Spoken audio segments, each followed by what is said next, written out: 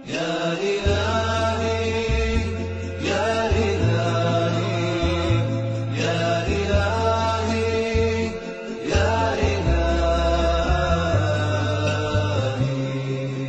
পবিত্র কোরআনের একটি বিশেষ ব্যাপার হচ্ছে আল্লাহ তাআলা যখনই বলেন ইয়া আইয়ুহাল্লাযীনা আমানু, অর্থাৎ হে বিশ্বাসীরা, এর পরপরই তিনি আমাদেরকে কোনো কিছু করতে আদেশ করেন অথবা কোনো কাজ থেকে বিরত থাকতে বলেন।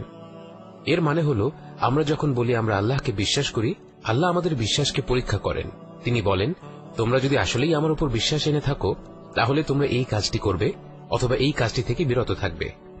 তো আল্লাহ পবিত্র কোরআনে বলেন ইয়া আইয়ুহাল্লাযীনা আমানু ইজতানিবু। এখানে ইজতানিবু শব্দটি ব্যবহার করা হয়েছে, যার মানে তোমরা দূরে থাকো। ইজতানিবু শব্দটির গুরুত্ব আমরা বুঝতে পারব যদি আমরা লক্ষ্য করি যে আল্লাহ তাআলা আমাদেরকে যখন মদ্যপান এবং জুয়া খেলা থেকে বিরত থাকতে বলেছেন সেখানেও আল্লাহ ইজতানিবু শব্দটি ব্যবহার করেছেন। অতএব আমরা বুঝতে পারি এই আয়াতে আমাদেরকে যেই কাজ থেকে দূরে থাকতে বলা হবে তা মদ্যপান এবং জুয়া খেলার পর্যায়েরই একটি গুরুতর অপরাধ। তো তিনি কি বললেন? কাসীরাম মিনাল যন, মানুষের ব্যাপারে সন্দেহ করা থেকে বিরত থাকো। আমার মনে হয় উনি এই কাজ করেন, ওই কাজ করেন, আমার মনে হয় ও ঘুষ খায়, উনি শুনেছি খুব বদরাগী। এ ধরনের সন্দেহ আমাদের মন থেকে ঝেড়ে ফেলতে বলা হচ্ছে। কেন? ইন্না বা'দা যন্নি ইসমুন, কারণ নিশ্চয়ই কিছু সন্দেহ অত্যন্ত খারাপ। অর্থাৎ আপনার কিছু সন্দেহ সঠিক হতেও পারে, কিন্তু আল্লাহ আমাদের শেখাচ্ছেন এর থেকেই আমরা আরো অনেক খারাপ কাজে লিপ্ত হয়ে যেতে পারি। তাই মানুষের ব্যাপারে সন্দেহ করা থেকে পুরোপুরি সরে আসাটাই আমাদের জন্য ভালো। যারা অন্যের ব্যাপারে সন্দেহ করে তারা কি ধরনের খারাপ কাজে লিপ্ত হতে পারে? আল্লাহ বলেন ওয়ালা তাজাসসু, মানুষের ব্যাপারে জাসুসি করো না। আপনি কারো ব্যাপারে খারাপ ধারণা পোষণ করলেন, আপনার ইচ্ছে হতেই পারে চুপি চুপি গিয়ে দেখে আসি তো অমুক এই কাজগুলো আসলেই করে নাকি। এভাবে মানুষের ব্যাপারে নাক গলানো অত্যন্ত অন্যায়ের কাজ। এবং আপনি যখন অন্য কারো ব্যাপারে নাক গলাবেন, চুপি চুপি তথ্য সংগ্রহ করবেন, আপনার হাতে এমন কোন খবর আসতেই পারে যা আপনার প্রাথমিক পর্যায়ে সন্দেহগুলোকে নিশ্চিত করে। আপনি বললেন আহা দেখেছ, আমি আগেই জানতাম উনি এমন কাজ করেন।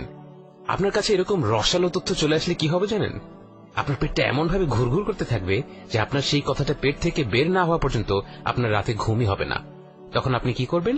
আপনি আপনার ঘনিষ্ঠ কাউকে খুঁজে বের করবেন এবং বলবেন জানো কি হয়েছে, তুমি বিশ্বাস করতে পারবে না, কিন্তু তার আগে তোমাকে প্রমিস করতে হবে তুমি কাউকে এই কথাটা বলবে না। তো তারপর কি হবে?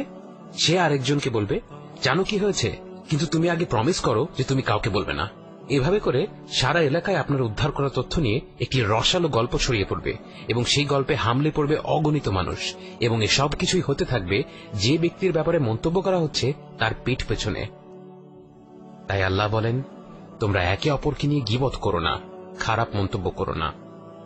গীবতের সংজ্ঞা কি? রাসূল সাল্লাল্লাহু আলাইহি ওয়াসাল্লাম আমাদের বলেন গীবত হলো কারো অনুপস্থিতিতে তার ব্যাপারে এমন কিছু বলা যা সে চায় না প্রকাশ্যে বলা হোক। তখন এক সাহাবা জিজ্ঞেস করলেন কিন্তু ইয়া রাসূলুল্লাহ সাল্লাল্লাহু আলাইহি ওয়াসাল্লাম, আমি যে বলছি সেটা যদি সত্যি হয় তাহলে কি হবে? রাসূল সাল্লাল্লাহু আলাইহি ওয়াসাল্লাম তখন বললেন তাহলে সেটাই হবে গীবত। তুমি অন্যের ব্যাপারে যা বলছো সেটা যদি সত্যিই না হয় তাহলে সেটা হচ্ছে নামিমাহ বা গল্প রটানো, এবং সেটা গীবতের থেকেও আরো গুরুতর অপরাধ। অর্থাৎ আমরা যদি কারো পিঠ পেছনে এমন কথা বলি যা শুনলে সে মন খারাপ করবে, কথাটা সত্যি হলেও আমাদের সেই কথাটা বলা উচিত হবে না, কারণ তখন এটা গীবত হয়ে যাবে। তো আল্লাহ বলেন তোমরা একে অপরকে নিয়ে গীবত করো না। এবং এরপর আমাদের সামনে উদাহরণস্বরূপ একটি দৃশ্য তুলে ধরা হয়, এবং একটা জিনিস বলে রাখা ভালো যে এই দৃশ্যটি পুরো কোরআনের মধ্যে সবচেয়ে ভয়ঙ্কর বিভৎস রকম দৃশ্যগুলির একটি। তিনি আমাদের বলেন আইয়ুহিব্বু আহাদুকুম, তোমাদের মধ্যে কি কেউ চাইবে, এবং এখানে ইউহিব্বু বলা হয়েছে, অর্থাৎ তোমাদের মধ্যে কি কেউ পছন্দ করবে, ভালোবাসবে। কি ভালোবাসবে? আন ইয়াকুলা লাহমান আখিহি মাইতান, তোমাদের ভাইয়ের মাংস খেতে যে কিনা মৃত। কথাটি শুনলেই মনে একটা বড় ধরনের ধাক্কা লাগে। আল্লাহ বলছেন তোমাদের মধ্যে কেউ কি চাইবে তার ভাইয়ের মাংস খেতে? শুধু ভাই নয়, ভাইয়ের মৃত দেহ থেকে মাংস খেতে, এবং শুধু খেতে চাওয়া নয়, তিনি বলছেন ইউহিব্বু, অর্থাৎ এই কাজটি মজা করে উপভোগ করে করানোর কথা বোঝানো হচ্ছে। তোমরা কেউ কি চাইবে এমন একটি কাজ আনন্দ নিয়ে মজা করে করতে? এবং আল্লাহ নিজেই এর উত্তর দেন ফাকারিহতুমু, তোমরা সেটা ঘৃণা করবে। আল্লাহ আমাদের সৃষ্টিকর্তা, আমরা নিজেদের যতটা জানি আল্লাহ আমাদের তার চেয়েও বেশি জানেন এবং বোঝেন। তিনি জানেন এই দৃশ্যটি কল্পনা করলেই আমাদের গা শিউরে উঠবে, তাই তিনিই বলছেন ফাকারিহতুমু, তোমরা এই ভাবনাটাকে ঘৃণা করবে। আল্লাহ এমন একটি ভয়ঙ্কর বিভৎস দৃশ্য আমাদের সামনে কেন তুলে ধরলেন? কোন সুস্থ মস্তিষ্কের মানুষ তো কথা চিন্তাও করতে পারবে না, চিন্তা করলেই গা ঘিনঘিন করে উঠবে। তাহলে পবিত্র কোরআন, যা কিনা আমাদের অন্তরের জন্য হেদায়াত, যা আমাদের নাফসের জন্য নূর, এই মহিমান্বিত কিতাবে এমন একটি উদাহরণ কেন তুলে ধরা হলো? আমাদেরকে কেন এমন একটি দৃশ্য কল্পনা করতে বলা হলো?